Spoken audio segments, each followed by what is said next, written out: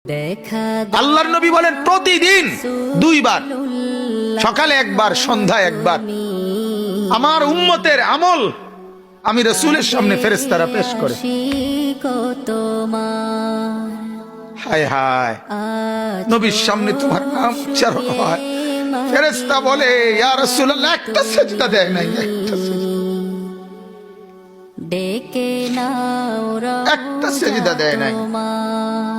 আল্লাহর নবী তখন বলে হায় আমার উম্মত, আমার 23টা বছরের দিবানিশির এই মেহনতের কোনো কদর করলি না।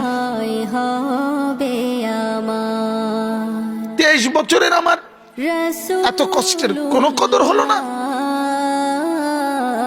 হাসরের ময়দানে নবী, দোস্ত শুনেন, হাসরের ময়দানে আল্লাহর নবী তার পিঠ দেখাবে, পিঠ, নবী তার পিঠ দেখাবে, পিঠ দেখায়া বলবে উম্মত দেখ আমার পিঠ,